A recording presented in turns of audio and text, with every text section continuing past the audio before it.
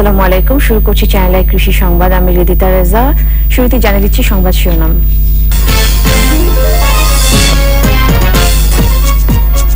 গাইবান্ধায় গো খাদ্যের তীব্র সংকট, চারণভূমিগুলোতে এখনো বন্যার পানি।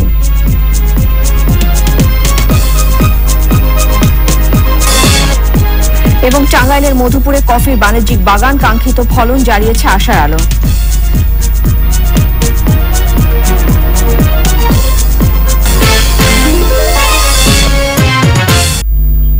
সংবাদ শিরোনামগুলো জানাচ্ছিলাম। এখনকার এই সংবাদ আয়োজনে একই সঙ্গে চ্যানেলে অনলাইনে লাইভ টিভি এবং চ্যানেলে অনলাইনে ভেরিফাইড ফেসবুক পেজেও সরাসরি প্রচার হচ্ছে। কয়েক দফা বন্যায় অধিকাংশ চারণভূমি জলাবদ্ধ হয়ে পড়ায় গাইবান্ধায় গোখাদ্যের তীব্র সংকট দেখা দিয়েছে। বাজারেও বেড়ে গেছে গোখাদ্য উপকরণের দাম। গাইবান্ধা থেকে ফারুক হোসেনের পাঠানো তথ্য ভিডিওতে সুদীপ্ত মাহমুদের রিপোর্ট। গাইবান্ধার বন্যা দুর্গত পরিবারগুলো তাদের গবাদি পশু নিয়ে বিপাকে পড়েছে।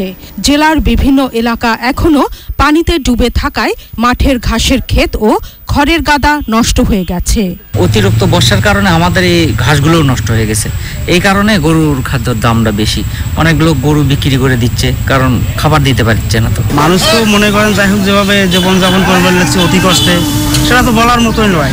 কিন্তু গরু তো না খাওয়াইলেই নয়। গরু তো অন্য কোনো ঘাস পাড়া কিচ্ছু নেই, সব বন্যে শেষ। গরু হাটে নিয়ে যাই, গরু নেয় না।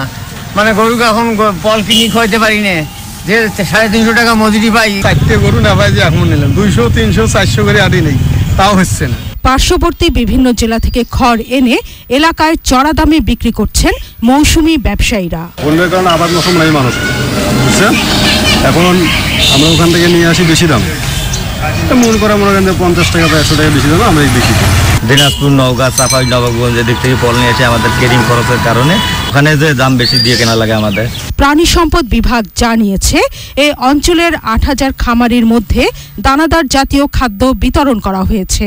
বন্যার পানি নেমে যাওয়ার সাথে সাথে আমরা ওই পলিমাটিতে আমরা নেপিয়ার পাকসন জাতের ঘাস লাগানোর জন্য পরামর্শ দিয়েছি। আমরা আমাদের কিছু কাটিং ছিল, এগুলো দিয়ে তাদেরকে উৎসাহিত করেছি যেন তারা খুব দ্রুতই, কারণ এই ঘাসটা 1 মাস 35 দিনের মধ্যেই বড় হয়ে যায়, খাওয়ার উপযোগী হয়।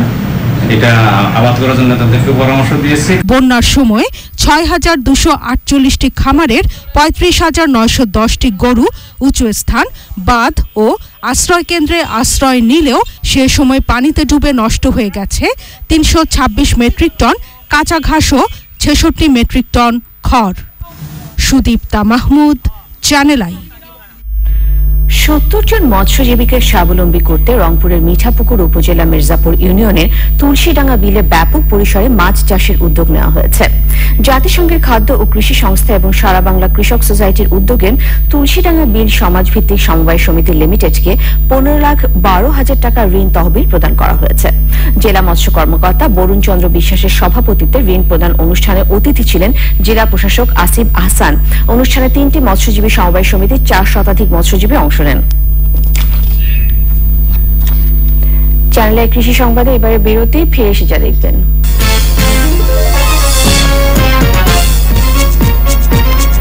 টাঙ্গাইলের মধুপুরে কফির বাণিজ্যিক বাগান, কাঙ্ক্ষিত ফলন জ্বালিয়েছে আশার আলো।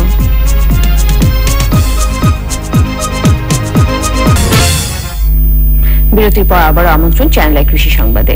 টাঙ্গাইলের মধুপুর উপজেলাতে বাণিজ্যিক ভিত্তিতে কফির আবাদ শুরু হয়েছে। ব্যক্তি উদ্যোগে এক কৃষক এই অঞ্চলে কফি চাষ শুরু করেছেন। তিনি জানান এবার প্রচুর ফলন এসেছে তার বাগানে। টাঙ্গাইল থেকে মুসলিম উদ্দিন আহমেদের রিপোর্ট। মধুপুর উপজেলার মহিষমারা গ্রামের কৃষক সানোয়ার হোসেন 3 বছর আগে 65% জমিতে 600 কফির গাছ লাগান। তার মধ্যে 450টি অ্যারাবিকা এবং 150টি রোবাস্তা জাতের চারা। গত বছর গাছে সামান্য ফল এলেও এবার ফল পাওয়া গেছে ব্যাপক হারে।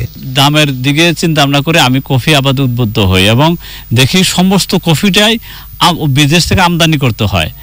এই একটা চিন্তা ভাবনা থেকে যে আমাদের দেশে কফি হয় কিনা, এটা থেকে আমি কফি আবাদ শুরু করি এবং মাশাআল্লাহ অন্যান্য দেশের তুলনায় আমাদের এখানে আমার কফি বাগানের কফি অনেক ভালো হয়েছে এবং আমি বিক্রির ব্যাপারে আমি 100% আশাবাদী যে আমি অবশ্যই এখানে লাভবান হব।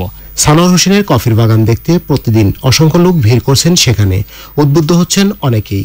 দেখে আমার খুবই ভালো এবং আমিও মনে মনে আগ্রহ প্রকাশ করতেছি আমিও ভবিষ্যতে একটা কফি বাগান করব।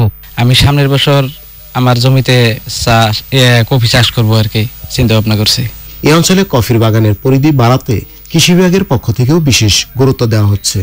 এখন তার কফিটা একেবারে ম্যাচিউর পাকা অবস্থায় আছে, কয়েকদিন পরে ওটা হারভেস্ট সে করবে এবং হারভেস্ট করে ওর খোসাটা ছাড়িয়ে দিয়ে বীজটাকে একটু গরম করে কড়াই ভেজে পরবর্তীতে যে কফিটা করবে একদম র কফি যেটা ওইটাই অত্যন্ত মানে সেন্ট এবং খাওয়ার উপযোগী এবং যে কোনো আন্তর্জাতিক মানের কফির চেয়ে ভালো। ফিলিপাইন ও ভিয়েতনামের চেয়ে এদেশে উৎপাদিত কফির গুণগত মান ভালো দাবি করছেন উদ্যোক্তারা। এই পাহাড়ি এলাকার মাটি কফি আবাদের জন্য অত্যন্ত উপযোগী। সরকারি পৃষ্ঠপোষকতা পেলে এই এলাকায় ব্যাপক হারে এই কফি আবাদ করা সম্ভব, এমনটাই মনে করছেন সংশ্লিষ্টরা। টাঙ্গাইলের মধুপুর উপজেলার মহিষমারা থেকে মুসলিম উদ্দিন আহমেদ, চ্যানেল আই।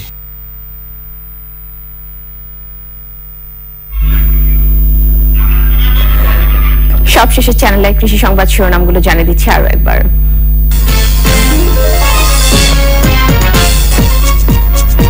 গাইবান্ধায় গো খাদ্যের তীব্র সংকট, চারণভূমিগুলোতে এখনো বন্যার পানি।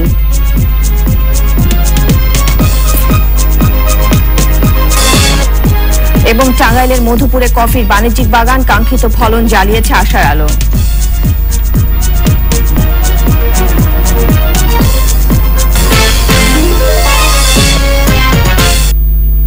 চ্যানেল আই কৃষি সংবাদে আজকের আয়োজন এই পর্যন্তই। ধন্যবাদ।